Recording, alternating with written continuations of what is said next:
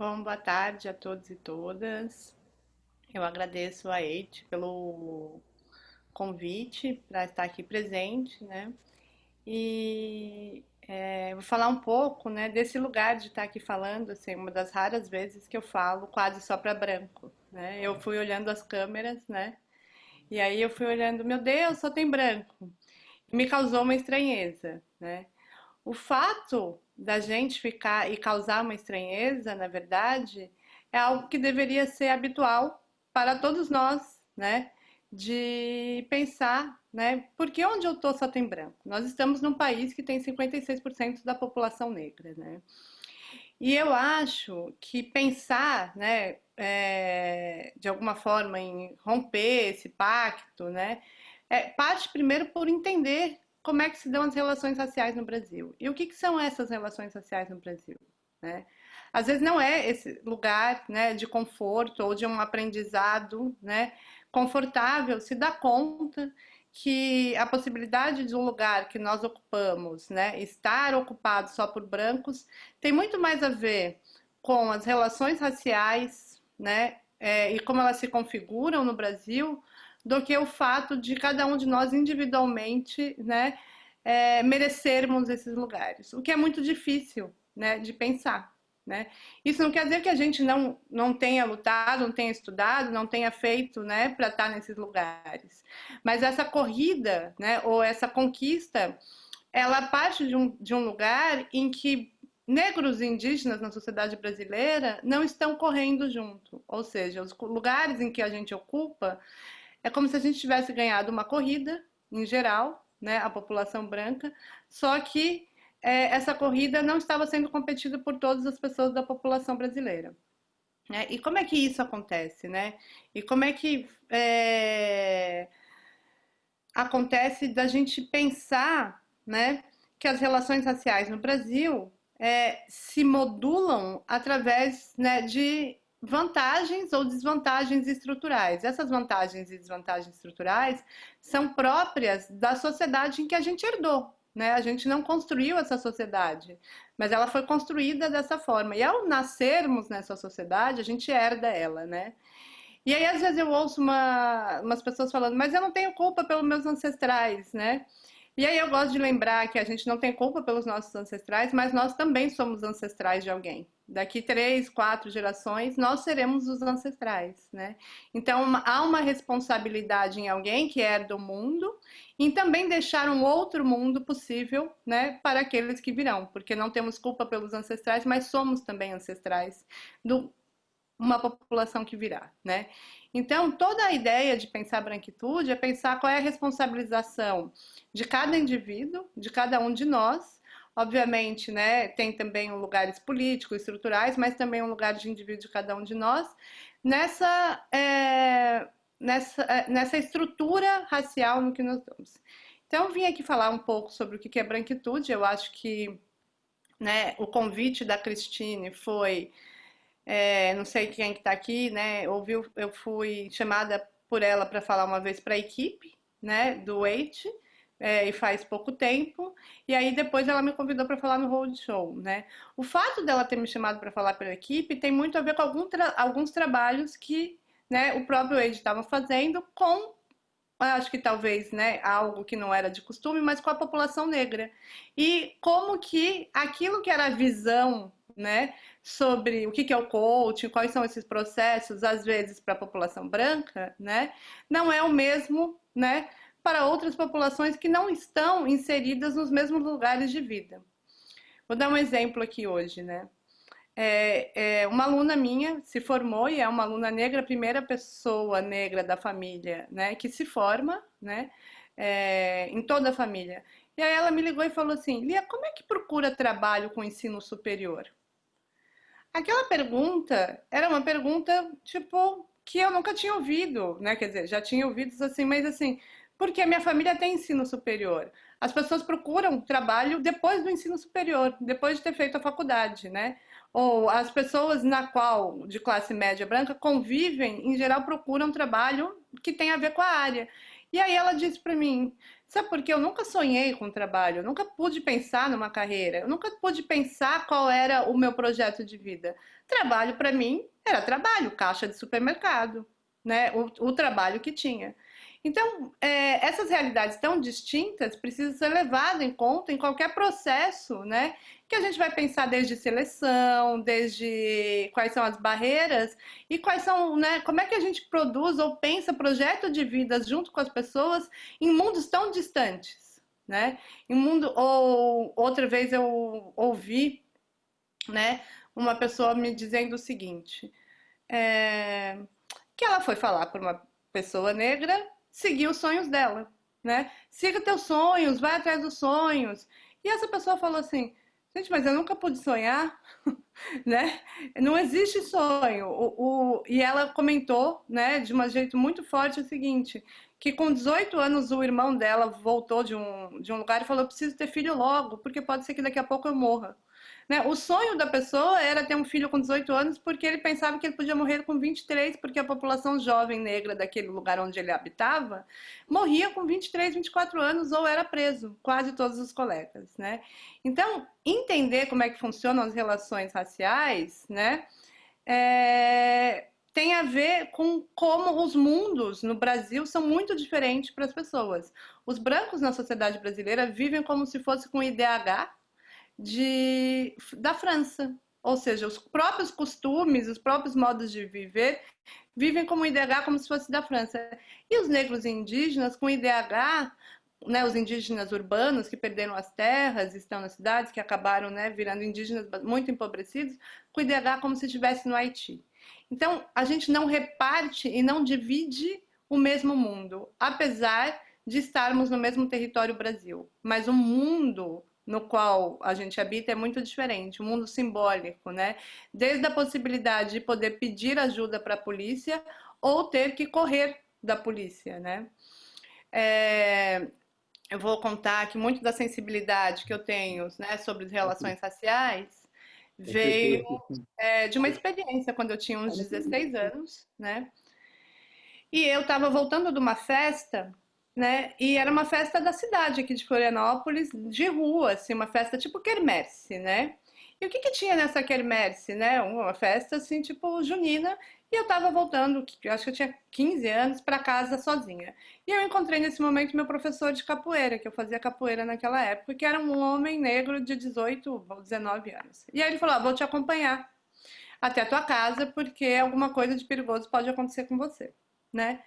E aí, logo depois que ele começa a me acompanhar, nós fomos assaltados por dois homens, dois jovens homens brancos. E a polícia estava fazendo ronda naquele lugar, né? O que que aconteceu? A polícia parou, né? Esse meu amigo, né, deu um golpe para pegar minha bolsa de volta nos dois assaltantes. A polícia parou e levou nós dois para a delegacia, né? Por que que levou nós dois para a delegacia? Veja, nós tínhamos sido assaltados os dois. Porque a gente mora num país onde se cria um criminoso antes do crime. Né? Se eu peço para as pessoas fecharem os olhos no Brasil e fazer uma imagem de criminoso, ninguém vai pensar no político corrupto que está fazendo com que a maioria da população brasileira morra porque o dinheiro não vai para os respiradores ou para os hospitais. Mas as pessoas conseguem imaginar qual é a imagem de criminoso que vem, que é das pessoas que estão encarceradas. Porque a própria possibilidade de quem está encarcerado tem a ver com essa produção de um criminoso antes do crime. Então nós fomos para a delegacia nesse dia, né? Eu fiquei fora, olha só, não fui junto, né, para dentro do presídio com o meu colega, né? Eu fiquei fora, ele foi preso, aí minha mãe chegou, eu liguei para minha mãe, uma pessoa: mãe, vem me buscar na delegacia, aconteceu um negócio. Eu falando que era um mal entendido, minha mãe foi. E aí a minha mãe virou para mim e falou assim: o moço, o policial da delegacia falou: ah, pode levar ela, pode ir embora. E aí minha mãe falou assim: não, mas e o rapaz que estava com ela, né?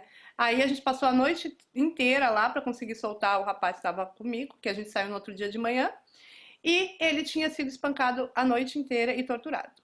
Ou seja, nós tínhamos sido roubados, né? Por que que a polícia para e leva pessoas que acabaram de ser roubadas? Porque a gente, de fato, né, vive em mundos muito diferentes. Desde a possibilidade de pedir ajuda, né, ou a possibilidade de, mesmo quando precisa ajuda, né, não ter essa ajuda. Alguém falou, Carlos, falou daquele músico que foi preso recentemente no Rio, mostra exatamente essa cultura, né? E ao contrário também, só que é muito interessante que a gente tem que pensar o lugar do branco, né? Foi um músico preso com violino e ele foi preso porque ele era preto, né? Agora, aqui em Florianópolis, nós tivemos um caso que saiu no jornal agora, de um rapaz branco, de olho verde, jovem, que estuprou uma menina que tinha todas as provas, inclusive o esperma, o sangue do ímen, o DNA no esperma, e ele foi julgado e o juiz disse para ele, né, que não havia prova suficiente, mesmo com todas as provas. Assim como a gente cria um criminoso, né, antes do crime, nós também retiramos o crime daqueles que não têm cara de criminoso. Né? E é sobre isso que eu venho falar aqui um pouco hoje, que é tentar entender o que é a branquitude. Porque toda vez que a gente vai falar de relações raciais, a gente coloca o negro em questão, o indígena em questão, como se o branco não tivesse raça. Como se o branco também não fosse uma construção social e também não tivesse vantagens dentro dessa estrutura, né? Então, eu queria saber se eu posso dividir e compartilhar aqui uma tela. Para a gente poder entender, eu vou dar um pouco de explicação de como funciona, né, o racismo no Brasil. Então, vamos lá. O que é racismo estrutural? Né? É muito importante a gente retirar o racismo do âmbito, né, daquela relação individual sujeito-sujeito. O racismo estrutural, ele tem a ver com como a nossa sociedade se estrutura, né? E eu gosto da ideia do professor Silvio Almeida, que ele vai dizer que é o seguinte: o racismo estrutural é a normalidade, né, da sociedade brasileira. Se tudo acontecer, né, conforme, né, as relações já estão estabelecidas, o resultado vai ser racista. Né? Deixa eu dar um exemplo que é dessa foto, que é do Carnaval de Salvador, né? E aqui é um exemplo bastante de um momento feliz, que é o Carnaval, né? Aqui é o bloco, tem um bloco, quem está dentro é quem pode pagar e quem está fora é quem não pode pagar, né? E aí a gente vê uma separação evidente de brancos e negros. O bloco de carnaval proibiu a entrada de negros? Não. Houve alguém que falou assim, aqui não entra negros, nós vamos discriminar? Não. Tudo aconteceu como? Nós estamos fazendo um bloco de carnaval e basta comprar as camisetas e a abadá e reservar. Bom, o resultado disso, quando tudo acontece em sua normalidade, a normalidade no Brasil, é o resultado do racismo estrutural. Esse exemplo do carnaval é um exemplo bastante simples, mas eu trouxe a foto. Eu vou dar um exemplo que pode afetar muito a vida das pessoas, né? Que é o SUS. O SUS é o Sistema Único de Saúde, que é igual para todos, né? E eu acho fundamental a gente pensar que ele tem um processo e um projeto igualitário de fato, né? A OMS, que é o órgão mundial da saúde, chegou à conclusão que o SUS, que é o maior transportador de órgãos, que fazem transplantes de órgãos, a população que mais recebe coração e transplante de órgãos são os homens brancos de classe média, pelo SUS. E aí a pergunta é assim, como assim? Eles são a maioria da população? Não, os brancos, né, são homens, são 22% da população. E eles recebem 70% dos órgãos. Então, como é que essa conta dá? Eles são as pessoas que mais têm problemas cardíacos? Não. Também foi feita essa verificação. Eles são as pessoas que mais sofrem de problemas cardíacos? Não. Inclusive, os homens negros sofrem mais de problemas cardíacos do que os homens brancos. Então, como é que se dá um resultado se ninguém escolheu, não teve um médico que resolveu fazer a doação, não teve esse transplante? Como é que esse resultado acontece no final das contas? Acontece que, por exemplo, né, a gente é muito do que são as relações sociais, né? Então, o resultado é que, para você conseguir o transplante, primeiro você precisa saber que você tem uma doença, né, cardíaca. E para isso você precisa chegar, né, ao acesso à saúde ou fazer prevenção, né? Bom, você precisa, depois que descobrir o problema da doença cardíaca, de alimentação saudável, não fazer exercício físico ou fazer com acompanhamento médico, né? E estar de olho nisso. Então, você precisa de alimentação saudável, e alimentação saudável é o quê? Frutas e verduras na sociedade brasileira e algo que demora mais para cozinhar. Então, precisa de tempo, né? Ou dinheiro. para encomendar. E a população pobre, que é a maioria da população negra no Brasil, foi feita uma pesquisa que come, a maior comida é macarrão, que é calorias sem nutrientes, né?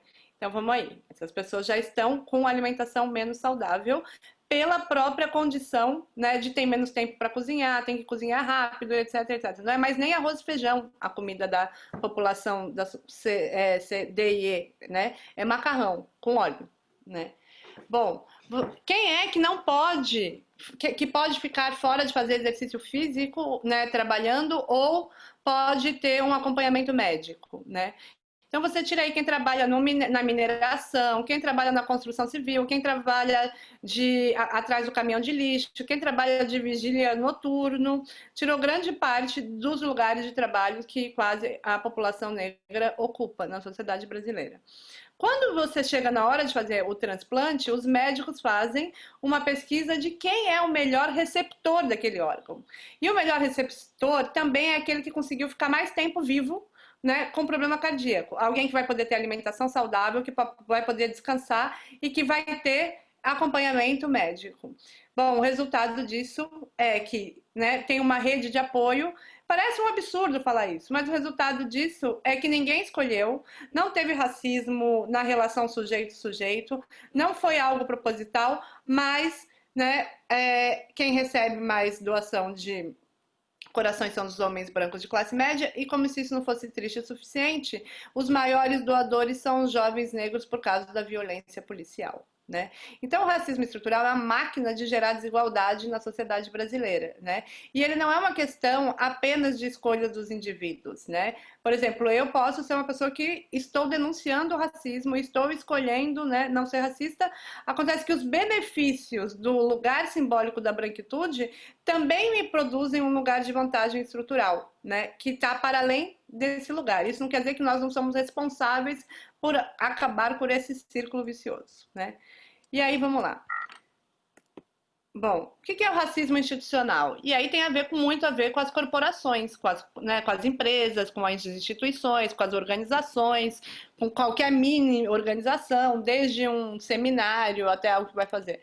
É quando é a incapacidade dessa instituição de promover igualdade racial. É só isso. O racismo institucional é incapacidade da instituição de promover igualdade entre os diferentes grupos raciais de uma sociedade. Então, se a gente vai ver uma faculdade de medicina onde só tem pessoas brancas, né, a faculdade é uma instituição e ela foi incapaz de produzir igualdade de oportunidades para os diferentes grupos raciais dentro desse curso de medicina. Né? Então, dentro deste lugar tem racismo institucional. Por que é bom a gente aprender isso? Porque se a gente chegar numa empresa onde só tem brancos, né, e perguntar, tá tendo racismo aqui agora? A possibilidade é que as pessoas vão responder o quê? Não, não tá tendo racismo.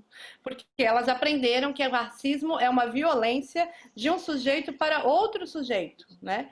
Mas ela não consegue ter a lente que sim, tá tendo racismo naquele lugar, naquela empresa que só tem brancos, né? Porque ela é incapaz de promover igualdade, né, para as diferentes populações ali dentro. Então, por que a gente faz essa diferenciação do que é racismo estrutural? O racismo institucional é isso, né? E nós temos aí o que é o racismo interpessoal, que é aquilo que a gente acostumou a entender sobre o que é racismo, né? Eu trouxe essa foto, que é as pessoas no jogo de futebol, sei lá, xingando, né, o homem de macaco, ou uma relação entre sujeito e sujeito. Então, o racismo interpessoal é aquele que a gente aprendeu como racismo, que é a relação de um sujeito para outro sujeito. Mas não necessariamente não tenha racismo em outros ambientes em que a gente não esteja vendo racismo, né? É isso que é chamado de racismo sistêmico. E o que é a branquitude, que é a identidade racial ou as posições que os sujeitos brancos ocupam numa sociedade racializada, tem a ver com isso, né? Como é que isso funciona? Funciona por quê? A branquitude tem a ver também com as posições dos sujeitos nesses lugares, né? Na sociedade, que é um lugar de vantagem estrutural na sociedade. Assim, ou seja, a sociedade produz um lugar de vantagem, né? Então a branquitude é um lugar de poder, né? E ela é diferente da brancura, porque a brancura é essa coisa aqui, ó, da cor da pele. Isso é brancura. A branquitude é o significado dado a essa cor da pele na nossa sociedade. E esse significado é produzido pelo quê? Pela ideia de raça, Vamos lá. O que é a ideia de raça? A ideia de raça surge no século XIX, né, como uma ideia que atrás de um corpo ou atrás de um fenótipo vai ter uma continuidade moral, intelectual ou estética. Ou seja, se eu falar os negros dançam bem, eu estou usando a ideia de raça, mesmo que seja positivo. Eu estou atribuindo um comportamento estético deles, né, a um corpo físico. Né? Se eu falar os japoneses são determinados, eu estou usando a ideia de raça, eu estou usando um fenótipo e estou levando uma continuidade, né, para essas pessoas. O que acontece? Quando foi inventada a ideia de raça, o próprio grupo que inventou a ideia de raça, que ela é uma invenção arbitrária, se autocolocou numa escala de valores superior. O problema não seria só racializar o mundo, que seria uma classificação do mundo em diferentes grupos, enfim. Se isso não tivesse uma hierarquia de superioridade e inferioridade.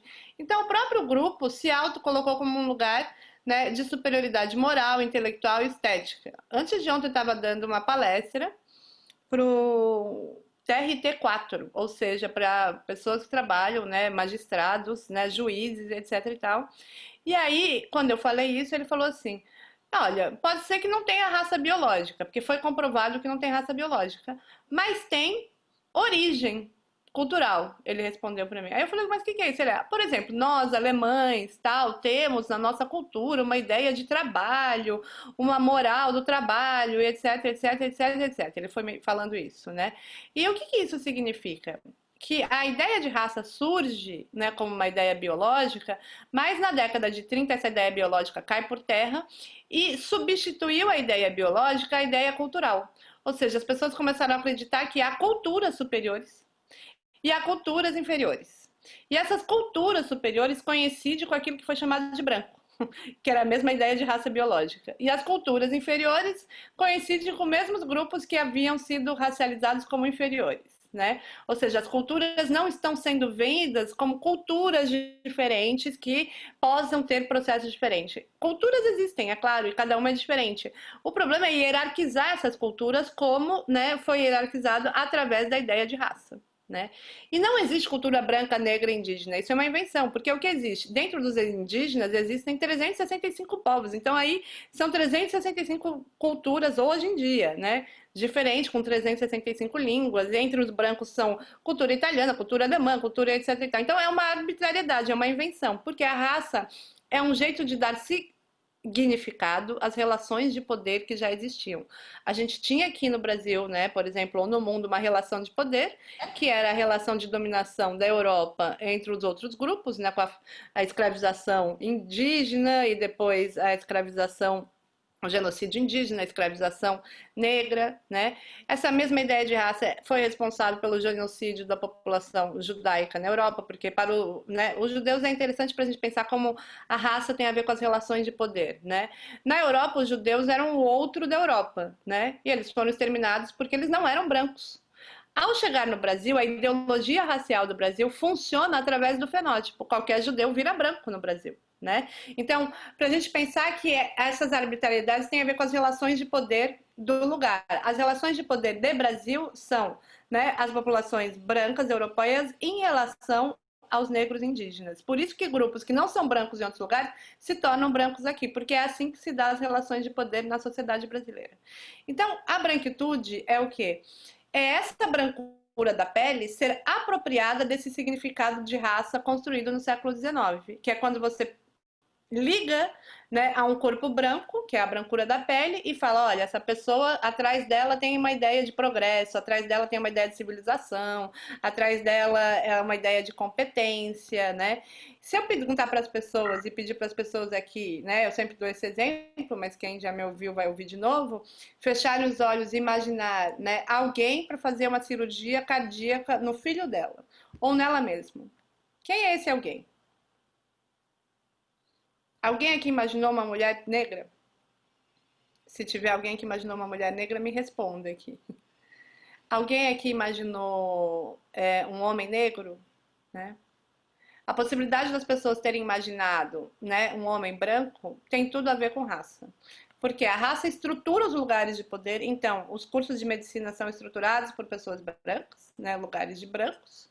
Né? E aí vocês, né, e eu mesmo, só vamos em médicos brancos. Logo a gente liga a ideia de confiança e de competência e de inteligibilidade ao sujeito branco. E quando a gente vai fazer a escolha, a gente escolhe o médico branco. Né? Tá vendo o círculo vicioso? Ela é estrutural, a raça, porque ela estrutura os lugares de desigualdade, e estruturante. O que significa dizer que ela é estruturante? Que ela também é estruturante do nosso modo de pensar o mundo. Que ela também é estruturante do nosso olhar para o mundo, né? Desta forma de enxergar como é que a gente enxerga as pessoas. O brasileiro fala de raça o dia inteiro, só que ele não quer falar seriamente, né? Ô negão, ô alemão, lá na feira, né? Ou seja, as pessoas estão falando de raça aí, e isso tem significados, né? E é assim que essa ideia é apropriada, porque a raça estrutura nosso modo de ver o mundo na sociedade brasileira. Então, a branquitude é um lugar de vantagem estrutural nas sociedades que têm o racismo como pau, como um lugar da onde fundante. O racismo é fundante do país a partir do momento em que a gente teve de cada 10 anos, 7 anos de escravidão, né? E de cada 7 anos de escravidão, isso estruturou a forma cultural, né, na qual a gente vive. Mas não é apenas um legado e diariamente esse legado histórico tem sido com silenciamento dos brancos, né? Porque o que acontece, né? E é fundamental a gente pensar que o silêncio branco sobre a questão racial, ou a ideia de que quem tem problema racial é o outro, ou a ideia de um susto ao olhar uma pessoa branca falando de raça, ué, mas o que essa pessoa branca vai falar de raça? Chama a pessoa branca para falar de todos os assuntos, né? Mas assim, a raça tem que ser falada por uma pessoa negra. E por quê? E eu acho que eles têm um lugar de fala, são protagonistas em denunciar o racismo, mas porque é visto que quem tem raça é o negro, né? E o branco fica isento de se problematizar nas relações raciais. Pouco se ouve alguém perguntar para outra pessoa, né? Normalmente fala, fala da tua experiência como negro na sociedade brasileira. Né? E a pessoa conta, e conta de uma vida bastante sofrida. Mas a gente não tem a herança branca como algo a se contar. Ninguém fala, conta aí a tua experiência para uma pessoa, sei lá, descendente, né, no Recife, né, da Casa Grande, em ter um avô que teve escravos, que uma avó que segurava a sombrinha para ela. A gente não sabe da herança branca da escravidão no Brasil. Porque é como se o branco fosse neutro nesse processo. A gente isentou o branco de se responsabilizar por uma herança, né? Própria dessa história de escravidão. O que aconteceu na Europa, por exemplo, com os judeus, já que eu já falei dos judeus, né? Da qual eu sou descendente, por acaso. Os alemães se responsabilizaram pelo nazismo. Né? Nós somos culpados, isso vai estar na nossa história, nós vamos, né, nos responsabilizar por isso. A partir de uma responsabilização, os judeus foram, de alguma forma, reconhecidos como um grupo que sofreu, reconhecidos como alguém que merecia, né, uma reparação histórica, desde Estado até o dinheiro, etc. e tal, e isso foi possível, né, que essas relações mudassem de lugares. Como é que a gente vai, né? Não sei quem viu ontem uma cena, né, da população inteira armada nos Estados Unidos, assim, quem assistiu o jornal, né, que era a população branca armada, milícias, e uma população negra, né, armada, com a ideia de que, bom, a gente vai ter que destruir esse país tem que virar um país de outra forma. Porque não teve uma reparação, não teve uma conciliação, não teve uma forma, né, de se pensar o mundo, né, com esses grupos, sem ser a reiteração da violência já sofrida. E no Brasil a gente também não teve. Né? A gente tem a reiteração, que é a polícia matando negro, que é os negros, ou seja, a gente tem uma continuidade do escravismo, a gente não teve conciliação. O que isso pode causar de violência para a sociedade como um todo, e já vem causado, é muito grande. Né? Então a gente tem um lugar aí que é de vantagem estrutural nas sociedades do racismo. E isso vai dar privilégios simbólicos e materiais. O que são esses privilégios simbólicos e naturais? Um é a ideia de neutralidade. A ideia de que há uma neutralidade branca. Né? Quando eu chamo, né, as pessoas brancas para falar, nós não estamos pensando em raça. Né? Então, por que eu trouxe essa imagem? Imaginem esse auditório, né, com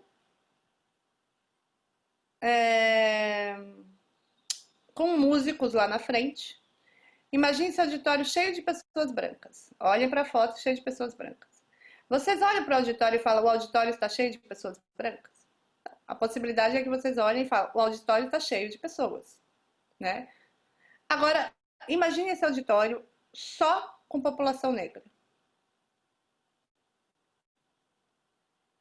Vocês ou pensariam que o auditório é na África, né? Ou seria nomeado, nossa, um auditório cheio de população negra, né? Agora, quando é cheio de população branca, não é nomeado, mesmo que a população brasileira tenha 56% de população negra. Por quê? Porque a gente entende que o branco, em sua particularidade, é universal. Ele representa pessoas. Então, se ele está lotado, fica muito estranho falar: olha, aqui no seminário da EIT hoje só tem brancos. As pessoas levam um susto. Mas se fosse um seminário com pessoas só negras, ia falar: aqui nós estamos os negros, aqui é um auditório só para pessoas negras, né? Agora, há um auditório, há uma universidade, há um mundo só para pessoas brancas que não é nomeado como tal, porque o que é privilégio e vantagem é visto como direito ou visto como, né, aquilo que é normal, naturalizado. Então a gente tem aí uma ideia que é fundamental para entender, que é a ideia que o branco e os seus modos de vida são o normal. No normal no sentido de norma, né? Se a gente for pensar um grupo étnico ou roupas étnicas, a gente possivelmente vai pensar na roupa desse moço à direita, à minha direita, não sei se está à esquerda ou direita de vocês. Ou seja, né, desse homem negro à direita, ele é uma roupa étnica. Agora, esse homem branco de terno e gravata, vocês olham e pensam, essa é uma roupa étnica? Mesmo que o quê? Que o que seja uma roupa étnica? É uma roupa que significa, né, uma roupa de um grupo social e que talvez uma roupa que tenha um imaginário, por exemplo, um cocar, ele representa um lugar de poder para alguns grupos indígenas. Vocês olham para um cocar e imaginam o quê? Uma roupa, uma vestimenta étnica. Agora, mesmo que a 40 graus no Rio de Janeiro ou 40 graus na Amazonas, homens brancos, né, usem terno e gravata como um símbolo de poder, aquilo é visto como roupa normal. E não é roupa normal, gente. Nem combina com o tecido, nem combina com a nacionalidade brasileira e nem com o calor. Ele é um signo de poder, essa roupa, mas é visto como roupa normal. Os outros signos é visto como roupa étnica. Atrás disso está o que define a branquitude. Tudo que é uma forma de viver dos brancos é visto como universal, como normal, como padrão, e os outros grupos como roupas étnicas ou roupas dos outros, ou outros grupos, né? Qual é a ideia de pensar a branquitude? É pensar que a branquitude também é um outro grupo. E é mais um grupo dentro de vários outros grupos. Quando a gente pensar que os brancos é mais um grupo dentro de tantos outros grupos, e um grupo que foi responsável pela dominação, pelas cruzadas, pelo genocídio indígena, pelo genocídio dos judeus, pelo genocídio, né, também colocar não só a ideia de que esses brancos são, né, um lugar da civilização, onde se fez a música clássica, a filosofia, a universidade, a episteme, que é assim que os brancos são vistos, como um lugar de representação, né, simbólica de um lugar de grandes feitos. Se a gente recolocar também nesse grupo a responsabilidade, pode ser que esse lugar saia desse lugar de norma, né? Outra, né, característica que tem a ver com os privilégios simbólicos tem a ver com essa ideia de que o branco é sempre visto como um indivíduo e o negro visto como um grupo, que é a continuidade da ideia de norma, né? Não faz muito sentido para as pessoas brancas ouvirem uma frase assim: você, como branco, o que você acha do Trump? Trump, né? Tipo, a pessoa vai falar: bom, eu Cristiane acho, sei lá, acho ele ruim. Ah, eu Joana acho ele Natal. Ninguém recai, né? A branquitude do Trump não recai sobre os outros brancos. Então, se ele fizer uma matança geral no mundo, né? Não parece assim os brancos fizeram uma matança geral no mundo, né? O que parece? O Trump fez uma matança geral no mundo, porque ele é um indivíduo, todos os brancos carregam, né, a possibilidade de ser um indivíduo. Enquanto as pessoas perguntam com a maior naturalidade, você, como negro, o que você acha do Obama? Sou estranho essa frase? Você, como negro, o que você acha do Obama? Você, como negro, o que você acha da Djamila? Você, como negro, o que que você acha? Ou seja, o que está por trás dessa frase? Que cada negro representa todos os negros. Que cada negro carrega todo o grupo como para o bem e para o mal, né? Então, isso faz com que a racialização do outro, que a gente impeça de ver qualidades, comportamentos, a complexidade, a pessoa vira uma mulher negra bonita, né? Enquanto uma mulher branca bonita, ninguém fala uma mulher branca bonita. Nossa, que mulher bonita, assim de Crawford, sei lá. Enfim, agora, né, a Thais Araújo é uma mulher negra bonita, né? No sentido que ela está sempre carregando o grupo, né? E aí, qual é o privilégio disso, né? Esse privilégio é o privilégio de se pensar universal, de se pensar como humano, de se pensar como humanidade, né? E sim, somos todos humanidade, né? E deveríamos ser todos humanidade. Só que há humanidades que são vistas como, né, aquela humanidade em que os outros grupos deveriam alcançar, né? Por quê? Porque a ideia de raça é essa ideia que colocou os brancos no lugar de superioridade, onde os indígenas e os negros deveriam alcançar civilizatoriamente, partindo do pressuposto que isso é civilização, né? E aí que sim se dá os processos, né, naqueles que foram colonizados, né, que é o, né, ideologia do embranquecimento, a ideia de se embranquecer, ter que alisar o cabelo, ter que fazer tudo isso. Mas os processos subjetivos que isso resultam nos negros, né, tem muito a ver com pensar como é que isso, né, tem resultados nos negros como uma violência, né, de ter que se adequar, de ter que se sentir estranho. Quantas pessoas a gente ouve da população negra, nossa, desde pequeno eu me sinto diferente. Desde pequeno eu me sinto diferente. Faz sentido 56% da população brasileira se sentir diferente? É sentir diferente do quê? Da norma, do hegemônico, do padrão de beleza, porque eles não são diferentes né, dos brasileiros, eles são 56% do brasileiro. Então faz sentido ouvir, nossa, desde pequeno eu sentia que meu cabelo era diferente, se 56% da população tem aquele cabelo, né, ou não tem o cabelo liso, isso está ligado a um padrão, a uma norma em que se estabelece, né, esse lugar da branquitude, né? Em que e quais são né, os lugares simbólicos para os brancos sobre isso, né? Para os negros é que eles estão sempre responsabilizados pelos grupos. E deixa eu passar essa parte que é mais fundamental. Para os brancos, é como se eles não fossem responsáveis pelo grupo. Enquanto os negros são sempre responsáveis pelos grupos, os brancos são vistos sempre como, né, um sujeito que conquistou o que ele conquistou por conta própria, né? Bom, trouxe esse quadrinho que vai pensar como é que isso está associado à meritocracia. Né? Aí tem um menino lendo, pais pagando a faculdade durante todos os anos, essas pequenas diferenças, né?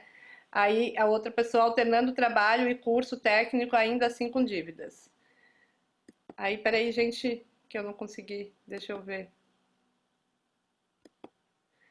Aí, qual é o segredo para o seu sucesso? Menos choros e mais trabalho. É como digo, estou cansado das pessoas pedindo por ajuda, ninguém nunca me entregou nada de não, de bandejada. Eu realmente espero que não, né? Essa mulher. O que que tem a ver, né, pensar branquitude com meritocracia? Como é que a gente associa isso? Porque as conquistas que têm a ver com os lugares de vantagem estrutural na sociedade é sempre vista como conquista individual do sujeito, né? Se eu perguntar para todas as pessoas, né, que estão aqui, ou para todos os meus colegas de departamento, que são todos professores brancos, o que que você fez para chegar aqui? As pessoas vão responder: eu estudei muito, né? Eu batalhei muito, eu fui atrás muito, né? Agora, e não é não tem o reconhecimento do que ela herdou como um grupo, né? Ou seja, o que que o Rosenbaum, que é um dos teóricos que vai pensar desigualdades sociais, né, no Brasil, ele vai dizer, ele vai falar que a brancura, a própria brancura é uma posse simbólica que pode trazer mobilidade social na estrutura de classe, né? E que o racismo impede a mobilidade social. Então, a própria brancura da pele é um lugar de posse de mobilidade, porque se atribui confiança, se atribui inteligência, se atribui beleza, então possibilita mais a mobilidade social. Além disso, tem a própria posse material mesmo, que tem a ver com a herança herdada de uma geração para outra geração, em que né, que tem a ver com o pós-abolição do Brasil, em que os brancos chegam aqui, ganham terra, enquanto os negros, né, são jogados à própria sorte. Eu vi que tem gaúchos aqui, né? Os gaúchos conhecem bem, né, uma expressão, quem é do interior, brasileiro. Quem conhece essa expressão brasileiro? E já ouviu, né? Que só tem no Rio Grande do Sul, Santa Catarina, o brasileiro, né? O brasileiro é aquele branco que não tem sobrenome de origem para o Rio Grande do Sul, para Santa Catarina, para tal. Ou seja, ninguém acha um sobrenome ali alemão, um sobrenome italiano, ou um sobrenome de origem de imigração, né? Esse é o brasileiro do sul do Brasil. Porque havia uma lei de terras. A lei de terras era qualquer imigrante que aqui chegasse ganhava terra. Se ele fosse casado com um brasileiro, ou se tivesse brasileiro na família, ele não ganhava terras. Então, é daí que vem o termo da lei de terras do interior do Brasil, que é o tal do brasileiro. Quem é do Rio Grande do Sul já ouviu esse termo, tenho certeza. Né? Então é isso, há um acúmulo de riqueza passado de geração para geração, né? Que é os pais pagando a faculdade enquanto ele pode ler com aquilo lá. Então a branquitude tem a ver com um lugar de vantagem nessa sociedade estruturada dessa forma, em que as nossas conquistas individuais são sempre vistas como conquistas individuais, que na verdade ela está ligada a uma conquista grupal. Enquanto o outro, o grupo sempre vem na frente, o grupo é invisibilizado em nome da meritocracia. Entenderam a diferença brutal entre, né, como é que se constrói a ideia para os negros como um grupo e para os brancos, né, como mérito. E aí, dentro desses privilégios simbólicos, tem o que a Maria Aparecida Bento, que é uma das maiores teóricas, uma mulher negra, né, vai chamar de pactos narcísicos entre brancos, né. Os pactos narcísicos entre brancos têm a ver com silenciamento, né? A negação do racismo como um problema atual, a negação, né, da herança branco e a impossibilidade e principalmente a escolha de um branco por um branco, né? Então você vai escolher alguém para trabalhar, o branco não cria desconfiança, né? Porque a raça fez como se fosse uma divisão entre os seres humanos, como se aquele outro grupo criasse uma desconfiança. Eu não sei se eu confio tanto nessa outra pessoa negra. Então, os pactos narcísicos eu sou RH, ela estudou RH de empresas, né? E esse RH, sempre entre currículos de negros e brancos, escolhia o branco, né? Então, os pactos narcísicos têm a ver também com a exclusão, né, da população negra indígena dos lugares de poder de decisão, dos lugares econômicas, né, os lugares de poder econômico, político, de decisões e principalmente, né, do lugar de voz, né, de contar a história de outro modo. Então a história branca é contada como uma história única, né? Ela é monotemática, né? Ela só vê a si mesmo, né? Porque ela impossibilita, estando branco nesses lugares de poder, de que outras vozes apontem como que o mundo é, porque o mundo é muito diferente para as outras pessoas, né? Nós não estamos preocupados enquanto a gente está aqui que o nosso filho que está brincando aqui na rua, eu não estou, pode levar um tiro, né? Mas as pessoas, os territórios negros, as pessoas, porque há uma geografia da raça. Então há territórios negros no mundo, no Brasil. E esses territórios negros estão sempre sob ameaça, desde, sei lá, um avião soltar tá atirando até essas pessoas receberem tiros, né? Então é um mundo em que vidas, né, têm validade ou valem muito mais, né, do que outras. Deixa eu ver que oração aqui.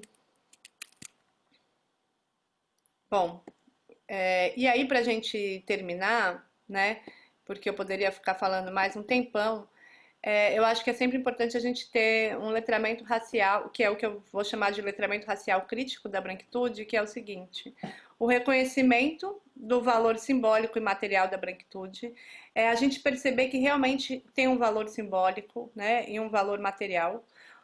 Quase todos os estudos críticos da branquitude têm a sua dívida, né, com um dos maiores pensadores negros do século passado, que é o Du Bois, nos Estados Unidos, que ele vai ser o primeiro a pensar a branquitude. E o que ele vai fazer para pensar a branquitude? Ele começa a estudar os brancos de classe operária nos Estados Unidos, né? E ele quer entender por que aqueles brancos que são mais ou menos brancos, porque ser branco é um aprendizado, não é? A gente vai aprendendo a ser branco. Como que as pessoas aprendem a ser brancos? Se vocês, essa é uma pergunta. Cada um que está aqui que é branco, pense como que vocês aprenderam a ser branco. Naquele momento que a mãe fala, atravessa a rua, tá vindo um ladrão. Aí você olha uma pessoa negra, né? A gente aprende a ser branco. A gente aprende a criar um criminoso, porque esse é um processo relacional, né? A gente aprende a ser branco ao nomear o negro, ao nomear o indígena, a gente também está nomeando a gente como branco, né? Só isso não é, isso é um oposto, né? Então, essa identidade que vai se fazendo em oposição. Então, nós aprendemos a ser branco. E esse aprendizado é um aprendizado de valorização. A gente aprende quando quem é que tem mais de 40 anos, né? Aprendeu vendo a Xuxa, né? Também a Xuxa como o exemplo de beleza, de supervalorização de beleza num país que é negro em sua maioria, né? Ela ser o exemplo de valor de beleza é um aprendizado de que há um lugar simbólico superior da branquitude, né? A gente aprende a ser branco, né? É um aprendizado constante. Então a gente tem que reconhecer que tem um valor simbólico e material, porque se a gente falar somos todos iguais, não é? No Brasil todo mundo trata igual, a gente não consegue ter um letramento crítico para entender, né? Como que funciona o mundo em que nós estamos. A definição do racismo como um problema, né, social atual e não só como um legado histórico, né? A gente precisa entender que é um problema de agora, né, deste momento, né, e não é só um legado histórico, e se responsabilizar, né, porque como eu digo e como eu acho muito importante sempre pensar, e essa frase vem do Krenak, nós não temos culpa pelos ancestrais, mas nós também somos ancestrais de alguém. Então, se o mundo continuar assim, seremos nós os ancestrais. Né? Então, é um problema de um legado histórico em que nós temos que nos responsabilizar. Né? Entender que a gente aprendeu a ser racista, né, na sociedade brasileira, e que o que não tira a responsabilidade, ou que não tira o fato de que ser racista é um crime, né, no Brasil, ou seja, nomear o outro. Mas a gente aprendeu, é prática de resultados sociais, como que a gente aprendeu? Com uma atriz igual a Zezé Mota, sendo sempre empregada doméstica. A gente aprende em frases, né? Qual é a frase quando uma pessoa grita com a outra e fala assim, não grita comigo que eu não sou tuas negas? Quer dizer, com as negas pode gritar? A gente já ouviu essas frases, né? Isso é um aprendizado do que é ser branco, né? Oh, não grita comigo que eu não sou tua empregada. Oi? Qual empregada pode gritar? Né? Então, isso é um aprendizado constante dessas práticas sociais racistas. A posse de uma gramática e um vocabulário racial que facilite a discussão de raça, racismo e antirracismo, a gente tem que aprender a falar branco, negro, raça, racismo, nomear as coisas tal como elas são, né, para poder passar por isso. Né? Ter a capacidade de traduzir e interpretar os códigos e práticas racializados da nossa sociedade, entender quando algo que é racista foi racista, né? Eu sempre trago esse exemplo, quem já viu meus slides sempre vê esse, que é um menino que está com seu pai, que é um pai branco, e ele entra nessa loja no Oscar Freire e ele é expulso, né? E o pai dele entra com processo e dentro do processo a vendedora e a loja fala que foi um mal entendido. Foi um mal entendido porque 2 horas antes entrou um menino negro vendendo pirulito. E esse menino estava com um pirulito na mão e não pode vender na loja, né?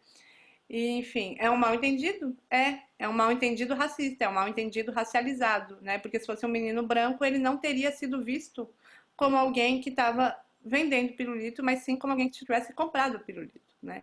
Então a gente tem que entender que o mal entendido da polícia, etc e tal, são mal entendidos racistas na nossa sociedade, né? Que está ligado a um privilégio e principalmente a gente precisa entender que cada um de nós tem um lugar na luta antirracista. E esse lugar tem a ver com o lugar que a gente ocupa no mundo. Não tem como a gente ter uma prática, né, antirracista que é um manual, porque o manual não funciona, né? Porque o manual ele seria para todos iguais. E cada lugar no mundo tem um lugar para ser a prática antirracista. Eu sou uma educadora, né? Então, meu lugar na luta antirracista é o lugar de uma educadora, em que vai colocar isso como pauta, em que vai, né, na hora de escolher os alunos, pensar em quem vai dar bolsa, que lutei por cotas na universidade, que tenho colocado. Agora, qual é o lugar de um RH? Tem a ver com o recrutamento, como é que ele faz, quais são as barreiras que o recrutamento desse RH faz na hora de contratar pessoas. Precisa de inglês? E aí você vai perguntar na empresa, precisa de inglês, a gente contrata só com inglês. Aí você pergunta, quem já usou inglês aqui? Ninguém. Ou seja, o inglês é, de fato, um recorte de classe, só para não entrar as pessoas, né? E vai entrar quem fez intercâmbio, que o pai pode pagar o intercâmbio. Né? O que é isso? É mérito ou é a possibilidade dos pais de poder pagar intercâmbio? Né? Então, quais são as barreiras que a minha empresa está fazendo para que essas pessoas não entrem aqui? E aí precisa, né, pensar, como diz a Angela Davis, que numa sociedade onde tem racismo estrutural, não ser racista não adianta nada. Tem que ser antirracista, né? Tem que promover, né, o antirracismo, né? Que é promover a prática antirracista. Então eu vou fazer metas e vou contratar pessoas negras. É isso. Né? Agora, eu vou vou contratar e vou incluí-las de fato, né? Porque senão eu coloco ela dentro da empresa, só que ela tem que se adaptar a todo o modo de vida branco, né? Ela tem que ficar se sentindo mal porque não sabe inglês? Não, então eu vou incluí-la de fato. Ó, essa empresa, se precisar de inglês, vai dar um curso de inglês para aquilo que precisa, né? Quais são as barreiras que eu estou fazendo? Quais são as possibilidades de quebrar essa barreira, né? Então, se eu sou uma dona de casa, né? Quais são os desenhos que meu filho vê? Como é que eu posso mudar os desenhos? Então, a luta antirracista tem a ver com primeiro uma consciência e depois com as práticas da vida. E todo dia tem práticas antirracistas para fazer. Você é aquela pessoa que está ocupado pelo lugar de compras da empresa. Você pensa, eu não tenho nada a ver com a luta antirracista. Tem sim. Quais são os empreendedores que você vai comprar o coffee break, né? Há possibilidade de comprar dos empreendedores negros, né? Então sempre há o que fazer na luta antirracista. Convido a todas as pessoas que estão aqui a pensarem, né, o antirracismo na vida de vocês amanhã, né? Hoje à tarde, o que eu posso fazer? Aonde eu posso mudar minha vida para, de fato, entrar nessa luta por igualdade? Porque o racismo, ele, de fato, ele prejudica a todos no Brasil, né? Ele empobrece o Brasil. Ele faz o Brasil ficar mais violento. Se essas pessoas têm uma vida que vale menos, elas ganham menos, elas consomem menos, elas têm menos possibilidades, né? Elas empobrecem porque elas estão morrendo também. A gente empobrece daquilo que é mais bonito, que é a diversidade e os talentos, né? Que é a ideia que a Agatha podia ser uma ótima pianista, né? O Pedro Vitor, ele podia ser um ótimo engenheiro. Nós temos aí, né, o Machado de Assis e Milton Santos para mostrar que, né, as possibilidades de oportunidades fazem com que essa população só enriqueça o Brasil. Nós estamos matando a riqueza do nosso país quando a gente não promove a possibilidade de que essas pessoas possam desenvolver os talentos delas, né? Que elas estejam ocupadas demais ou para comer, ou enterrando as pessoas no luto, ou com as pessoas morrendo no Covid, no momento agora que quem está morrendo são os homens negros, os jovens negros, também pelo Covid, que é a população que não pode se proteger, ou estão ocupadas tendo que lutar contra o racismo. Então, se eles estão tão ocupados, né, tendo que lutar contra o racismo, que a gente também se ocupe um pouco, né, para esvaziar um pouco essa ocupação deles também, para que eles possam fazer outras coisas da vida. Abro aí a conversa, né, para todo mundo. E agradeço. Obrigada, Lia. Sabe, você estava falando sobre como a gente aprende o racismo, e eu lembrei daquela história de quando que você contou uma vez, de como o seu filho aprendeu na escola, né? Ele foi fazer uma visita, uma visita à escola, e ele aprendeu a ser racista ali, né? E você podia contar essa história, porque eu acho que é uma história que ilustra muito Essa história é boa. o nosso dia a dia, né? A gente não percebe o que acontece nesse racismo estrutural. Ah, né, uma história. Eu sempre conto essa história que é como que meu filho aprendeu a ser racista, né? A escola dele é o seguinte, né, e isso é muito importante, né? A escola dele é uma escola pública, né, da Universidade Federal de Santa Catarina, aquela escola de aplicação, né? E a escola dele foi apresentada, uma escola democrática, construtivista, etc e tal. A gente foi sendo apresentado, olha, essa é a diretora, tava eu e o Ariel, né? Essa aqui é a diretora da escola, o nome dela é Joana, ela faz isso, você pode procurar ela quando precisar. Essa é a pessoa que está fazendo plano pedagógico, né? Vai pensar as aulas, etc, etc. O nome dela é Fernanda, quando precisar pode procurar. Essa é a nutricionista da escola. Ela está pensando a comida, o melhor alimento, o nome dela é Fernanda, né? Esse é o professor de educação física que faz os exercícios, ele está aqui, foi sendo apresentado os lugares junto, né, a quadra, a pessoa e o que ela fazia e a importância do que ela fazia, né? Eram todas pessoas brancas. Quando a gente passou pela cozinha, eram as únicas pessoas negras que eram as merendeiras, né? E elas não foram apresentadas pelo meu filho. Depois a gente passou pela vigilância. E também era uma mulher negra que também não foi apresentada para o meu filho. E aí eu perguntei para a diretora, opa, a gente passou pelas pessoas que vão cozinhar para o meu filho, elas não vão ser apresentadas? Aí a diretora falou, eu não sei o nome dela, ela é terceirizada. Bom, e ela é uma pessoa que estava com o uniforme da empresa terceirizada, né? E depois a menina da vigilância também não foi apresentada. Naquele dia o meu filho aprendeu o quê? Que há pessoas que têm nome, essas pessoas que têm nome devem ser apresentadas, que a profissão delas é importante, que elas usam a roupa que elas querem, que elas têm uma sala para trabalhar, né? E que elas são brancas. E que tem pessoas que não têm nome, que não importa o que elas fazem, porque não é apresentado, que elas não podem usar a mesma roupa, a roupa delas, que elas têm um uniforme, e elas são negras. Ou seja, há vidas que importam mais, e profissões que importam mais, e pessoas que importam mais, e pessoas que importam menos. É uma coincidência? Não. Por quê? É uma universidade pública. Todos os trabalhos das universidades públicas eram concursados até então. Há 10 anos atrás foram terceirizados os trabalhos da limpeza, os trabalhos que eram, né, de segurança, e as merendeiras também foram terceirizadas, né? E por que não foi um escândalo? Vocês imaginam os juízes, o STF, os nossos políticos, todos que são servidores públicos, serem terceirizados sem ser um escândalo? Não, ia ser um escândalo nacional, ia estar todo mundo na rua. Eu, professora universitária, com meus colegas, ia estar na rua. A gente deixou, né, que todos os órgãos públicos brasileiros terceirizassem os trabalhos que são trabalhos meios e não fins, que é chamado, que são os trabalhos que a população negra estava, sem que isso fosse um escândalo nacional. Então, né, para a gente pensar, eles foram terceirizados sem ser um escândalo, com silêncio, porque era a população negra. O que é? Isso tem a ver com a estrutura. Por que a estrutura é estruturante? Porque isso fez com que meu filho aprendesse que há vidas que valem mais e vidas que valem menos. Né? Ele aprendeu naquele dia a ser racista, no outro dia ele viu um cara com uniforme, esse cara com uniforme era negro e ele perguntou, é o lixeiro, mamãe? E essa profissão vale menos. Né? Então, assim, se a gente não mudar a estrutura da nossa sociedade, não importa o conteúdo do que a gente fale. Não importa a gente botar a história da África, botar a boneca negra, a gente tem que mudar as estruturas, porque a estrutura é estruturante do nosso pensamento e da forma de ver o mundo.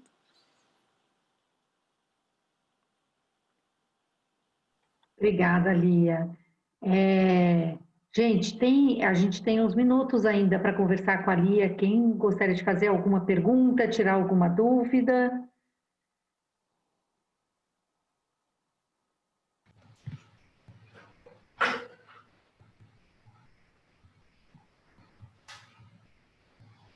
Eu acho que eu vou inaugurar, então, as perguntas aqui. Oi, boa tarde, sou a Lilian, eu trabalho no Mercado Livre. Lia, excelente apresentação, obrigada, estou super tocada aqui e reflexiva. A minha pergunta, na verdade, a gente tem hoje uma população negra declarada de 56% no Brasil, né? E eu sei que isso é algo que é uma autodeclaração. Eu queria te perguntar, já que você é formada nisso, se você acha que esse é um dado real mesmo, ou se não, a gente ainda tem muitas pessoas que não se declaram, né, da cor preta ou parda que compõem os negros, né? Então, um pouco sua perspectiva sobre isso.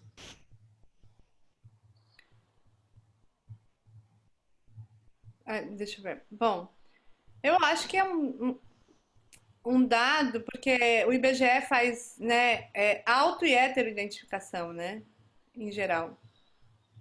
Então eu acho que e é um dado que tem aumentado muito, né? Porque não é que a população negra aumentou muito, né? A população negra começou a se nomear como negra, né? Depois das cotas. As cotas mudaram a forma com que isso tem se pensado no Brasil. Então, bom, a gente não teve o último IBGE, a gente não teve o último censo, né? E agora o nosso governo resolveu que não vai fazer o censo. Então a gente não sabe de fato como é que tá. Mas eu acredito que eu acho que esses dados são reais.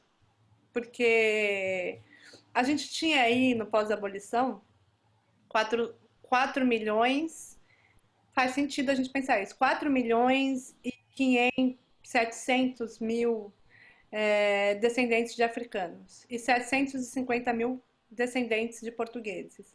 E aí começa a ter a imigração, né? Veio mais de 5 milhões de brancos em 20 anos, quase, 30 anos no final do século, no começo do século passado e final do 19, né? Então a gente tem uma imigração em massa que dá uns 4 milhões e que essa é a população brasileira, tirando os imigrantes atuais e tal. Eu acho que faz sentido, pelos dados, né, do qual a gente tem, é que seja 56%, mas não tem a população indígena. Nesse censo, não dá para saber muito a população indígena. Eu acho que o que mais falta é pensar a população indígena, né? Sim, Agora verdade. eu já não sei. Porque os indígenas urbanos, o nordestino de São Paulo é um indígena, né? É um indígena que não está aldeado. Agora a gente tem um preconceito com a ideia de quem tem raça, né?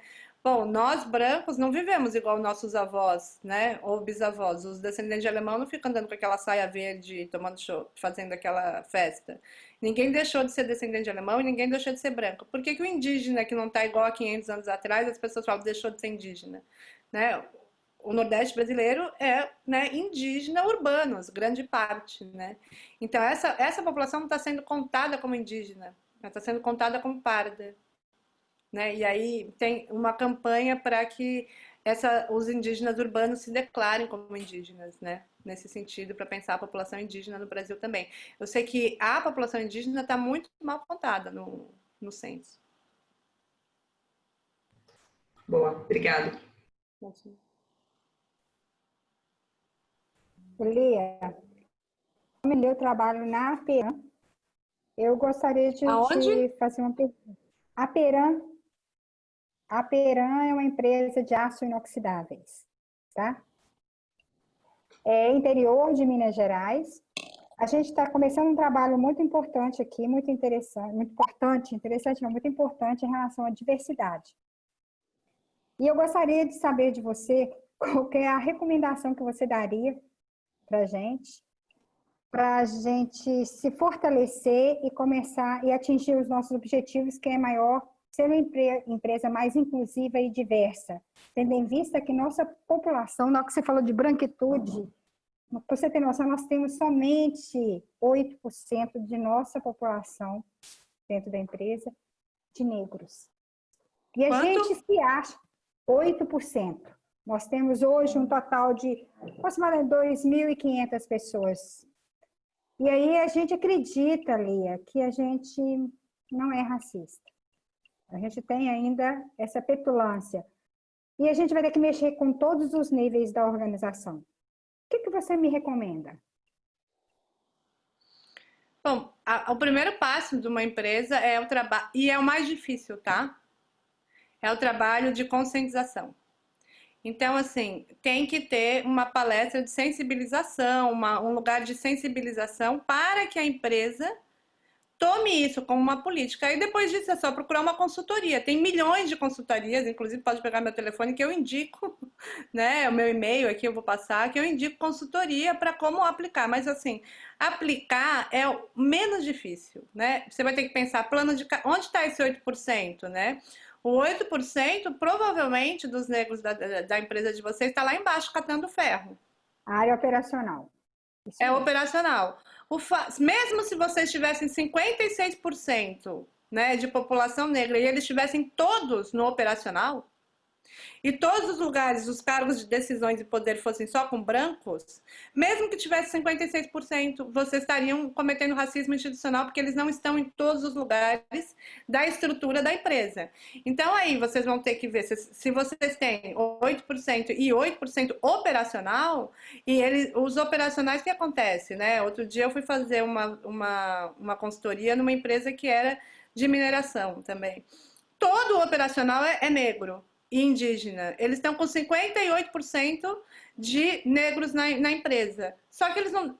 A pessoa nasce operacional, nasce assistente e morre assistente, sem nenhum plano de carreira. Isso também é um racismo institucional. Mesmo que você tenha ali 58% da empresa de população negra. Então aí você vai ter que mexer, né? Mas aí uma consultoria resolve fácil. O problema é a empresa falar, nós queremos ter uma política de né, de trabalho com inclusão e de mudar a política. Porque aí você vai ter no setor de compras, né, de quem que essa empresa compra, a empresa compra com quem, etc. Você vai poder ser antirracista a empresa inteira, né, a partir do momento que ela resolva ser antirracista. A consultoria vai te dizer, olha, para o pessoal de compras faz isso, para o pessoal de RH é importante, o marketing é importante você mudar a propaganda interna, propaganda externa, só tem branco na propaganda. Isso é algo técnico quase. O problema não é o técnico para fazer um plano de igualdade racial, o problema é a política, o problema é a branquitude, o problema é as pessoas quererem sair do lugar de privilégio, quererem sair desses lugares, ou quererem contratar. Provavelmente, né, se você quer fazer uma política antirracista na empresa, como foi muito balançado para o outro lado, ou seja, quase todas as últimas contratações foram de pessoas brancas, você vai ter que começar a contratar muito mais negros do que branco. E alguém pode olhar lá fora e falar, isso é racismo. Só que o fato de que antes só tinha sido contratado branco não é visto como racismo. Ou seja, a pessoa acredita no racismo reverso logo quando tem a política da igualdade. Então, tudo isso, para poder acontecer isso, tem que estar todo mundo muito afinado do que é uma política antirracista, porque senão você vai abrir uma vaga para negro e vai ser um escândalo na empresa. Entendeu? Porque eles não vão estar entendendo. Tem que ter um pacto da empresa e esse pacto tem que muito vir do RH, da diversidade, passar para a empresa como um todo. Mas eu não acredito que há possibilidade de citar lá a gerência ou citar lá em cima sem querer fazer esse pacto, né? É muito difícil. Principalmente, Lia, você ficou falando e eu fiquei pensando, né? A gente sabe que a cultura organizacional, né, ela é reflexo da liderança, né? Então, esse primeiro passo de sensibilização, conscientização, é quem vai fazer isso cascatear, né? Então, é bem sensível. A Paola Prandini colocou aqui, Mani, no chat. Peço licença a convidar a todos e todas a conhecer o trabalho que realizamos na consultoria Afeto.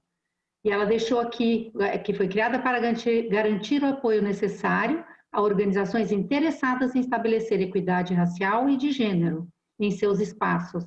E ela deixou aqui o link e todos os contatos. Oi, Paola, eu conheço a Paola, trabalho dela e da Ana. Eu nem sabia que vocês estavam aqui. Tudo bom? Também indico o trabalho delas. Oi, gente, super obrigada. Peço, né, desculpas aí de interromper. A gente, né, tinha que aproveitar esse momento para te ouvir novamente. Lia, muito obrigada pela partilha e como, né, algumas questões que vieram estão em torno disso, né, a gente tem um trabalho na Afroeducação já de 12 anos e aí resolvemos, a partir disso, formar essa consultoria, né, que é a Afeto, garantindo, né, esse apoio, enfim, em torno de equidade racial e de gênero, como eu coloquei. Agradeço também a partilha dessa informação do chat aqui, Cristine, e fico à disposição. Legal, Paola. Obrigada. Mais curiosidades, dúvidas? Eu tenho uma pergunta, isso é uma pergunta, né, Lia? Eu sou Luciane da Peran também. Só que eu tô aqui no Rio Grande do Sul, estou em home office, né? Sou gaúcha e quero te dizer que aquela questão do brasileiro é verídica, tá? A gente fala, né, do brasileiro tem esse tom. O que eu queria te perguntar é o seguinte: considerando o nosso atual momento social, econômico, político, né?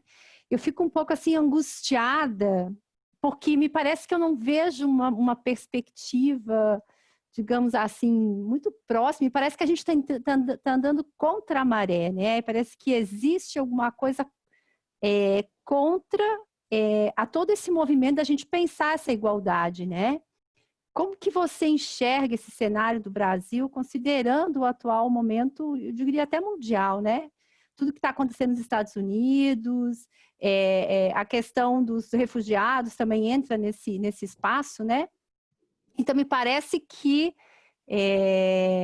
tem muita coisa na contramão daquilo que a gente entende, enfim, como ser humano, de se relacionar, enfim, né? Eu queria só deixar essa minha angústia, né? E ver como que você percebe isso, né? Como que você enxerga essa questão do momento. Então, Eu acho que tem uma coisa que é. Nos Estados Unidos eles chamam de backlash, né? Que é quase uma onda que está voltando, que é uma recusa, mas exatamente porque tem se falado muito também de igualdade. Nunca se falou tanto, né, de igualdade racial no Brasil. Há 10 anos atrás eu falava de branquitude e as pessoas olhavam para mim assim com uma cara de que alienígena, de que planeta você veio, né? Acho que eu trabalho com isso faz o quê? Uns 18 anos, né, com a ideia de raça, discriminação, mas branquitude pelo menos uns 12. E as pessoas olhavam para mim como de que planeta você veio, né? E hoje, assim, por exemplo, um lugar como esse nunca me chamaria para falar. Todos os lugares que me chamaram para falar durante 10 anos foram as pessoas negras. Nunca tinha. Eu acho que a Cris deve ser a segunda ou a terceira pessoa que me chamou falar que é branca. Né? Então, no sentido de que esse nem era um lugar que branco achava que tinha que falar, né? Todo lugar que eu fiz profissionalmente foi porque os negros, normalmente, dos lugares e das empresas falavam, olha, a gente não aguenta mais falar com essa galera não ouve, o racismo é tão radical que eles não ouvem, então é melhor um branco falando com branco. Então, um lugar meio de estratégico, de tipo, olha, já que branco ouve melhor branco, então vai lá você falar. Não existia essa possibilidade há 3 anos atrás de uma pessoa branca me chamar. Nunca, nunca, nunca. Então, assim, já acho que tem uma mudança. Mas também, óbvio, foi uma pessoa negra que indicou para a Cris me chamar. E quem me indica são os negros, entendeu? No sentido de que, olha, né, vai lá. A gente está mudando isso, Elia. A gente está mudando isso. Estamos mudando, claro, né? Então, o que eu acho? Assim, tem de fato uma mudança muito grande acontecendo e por isso que tem uma resistência. Agora, nós estamos em disputa, né? O futuro, quem constrói é a gente. Então, a gente tem que entrar nessa disputa com força. Porque, assim, não tem um futuro que já está programado, né? O futuro quem vai fazer é a nós como sociedade. Então, a gente tem que estar entrando nessa disputa e não dá para se silenciar, não dá para se ausentar. Toda hora a gente vai ter que estar aí, né? Não podemos nos conformar com isso, né? Temos que continuar nos indignando muitas vezes, né? Ok, obrigada, Lia. E acho que uma coisa que a gente aprendeu também com a Lia, assim, falando aqui desse lugar de nós, Eite, né? Está muito ligado nessa fala da Angela Davis, que fala, não basta não ser racista, tem que ser antirracista. Então, quando a gente se coloca a divulgar, é o que a gente pode fazer aqui, como, né, como roadshow, como desenvolvimento humano, a gente se coloca como um veículo de fala para que isso aumente e se divulgue, né, se divulguem os conceitos, porque são conceitos realmente ainda muito pouco discutidos entre nós brancos. Eu lembro que num podcast que eu ouvi da Lia, que ela fala desse termo, quanto que ela fez uma contagem, quanto que aparecia no jornal, né, Lia, o termo branquitude, como era uma coisa que não existia, não era fala mesmo.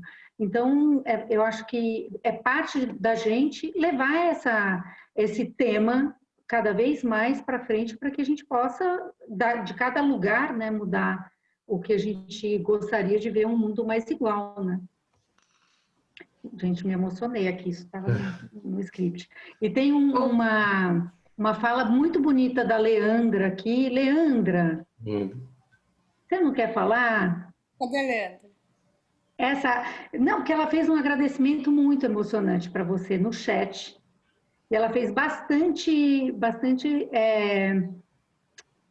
consolidação, sabe, do que foi falado. Eu não consegui acompanhar o chat, porque não dá para falar, né?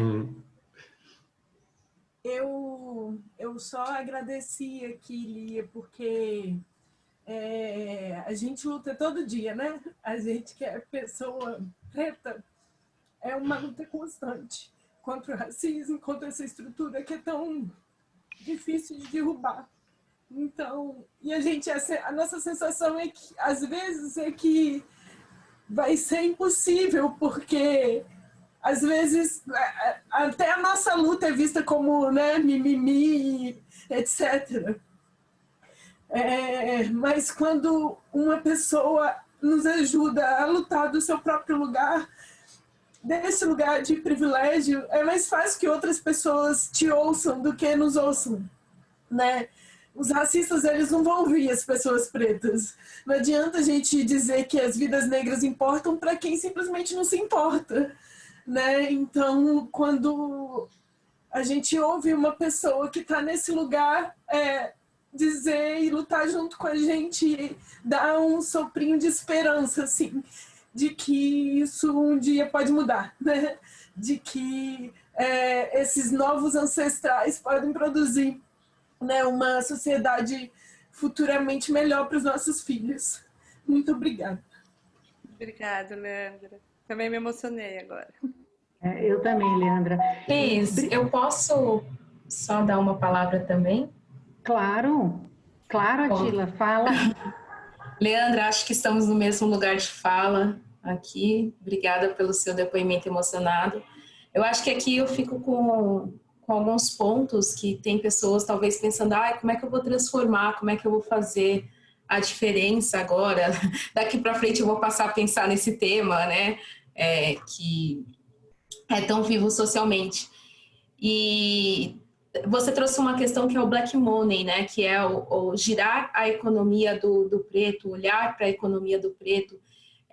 Isso é um movimento muito vivo, se a gente pensar quanto à estrutura social que a gente está vivendo nesse momento. Então, eu acho que seria um grande incentivo já começar a pensar nas pessoas pretas ou nas pessoas periféricas, que claramente vai ser a maior população preta, de como que a gente pode incentivá-los nesse momento que estamos empregados. Eu acredito que a maioria aqui, não vou falar por todos, porque a pandemia atingiu a todos nós, independente de raça e tudo mais, mas claramente os pretos foram muito mais atingidos, os periféricos, para a gente prestar atenção de quem nós estamos realmente consumindo. Deixar uma outra indagação aqui quanto empresa. Eu hoje ocupo um cargo de coordenação, eu falo da Fundação Lema, que na sua veia já tem um trabalho diferencial, né, de ajudar crianças periféricas ou jovens no ramo da educação, trazendo equidade para a educação brasileira. E quando eu cheguei na Fundação Lema, e é recente a minha chegada, o assustador é não encontrar tanta diversidade. Esse é o primeiro ponto. E é uma empresa extremamente consciente disso e está tentando engajar essa mudança. E aí, recentemente, eu fui indicada a fazer um processo de coach. E eu não estou aqui à toa. A minha cultura coach está aqui na live.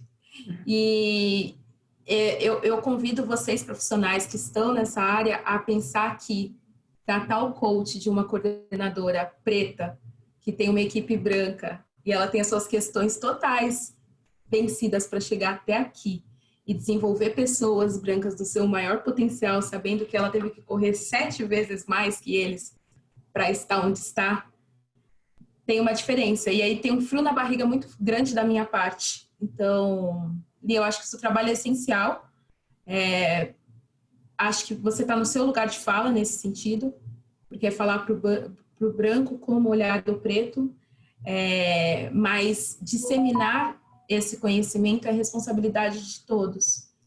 Então, o convite aqui eu mesmo estando numa posição hoje social que me distanciam dos meus, porque eu olho para o lado e não vejo ninguém dos meus, e é muito doido isso, eu quero crescer cada vez mais, e aí vou ficando ainda mais distante, como que eu puxo essas pessoas, e acima de tudo, como que vocês trazem mais dos meus para o lado de vocês. Então, é conflitante isso. Eu preferia trabalhar com profissionais pretos, quando eu falo, por exemplo, de um coaching, desculpa a sinceridade, porque talvez ele entenderia muito mais qual foi a minha trilha, a minha caminhada, as dificuldades que eu tive, mas quando eu vou procurar eu não acho, porque ele não tem uma vivência de mercado tão grande, tão enraizada, que eu precisava que ele tivesse para ele poder me aplicar do coaching. Então, aqui é um convite para todos, porque a nossa maior dificuldade hoje é que o branco se aproprie da responsabilidade de todos os dias pensar em como ele coloca igualdade no mundo.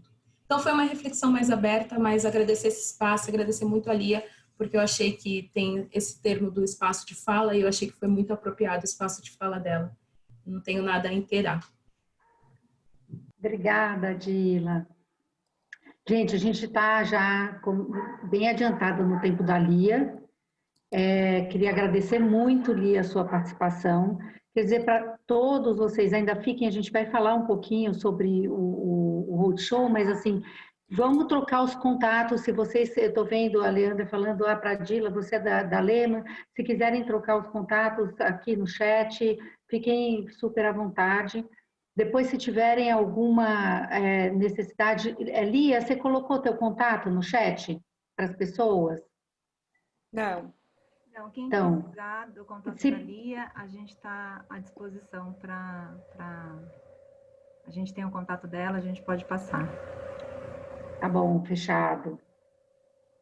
E então é isso, pessoal. Lia, queria mais uma vez agradecer a sua palestra, sempre você sabe que eu fico emocionada, né? Ah, vou fazer propaganda, posso? Acabei de relançar a segunda edição do meu livro, que chama Entre o Encardido, o Branco e o Branquíssimo, Branquitude, Hierarquia e Poder na Cidade de São Paulo, que pode dar muito mais ferramentas sobre branquitude. Vou botar aqui no chat também, rapidinho, só para quem quiser comprar, né?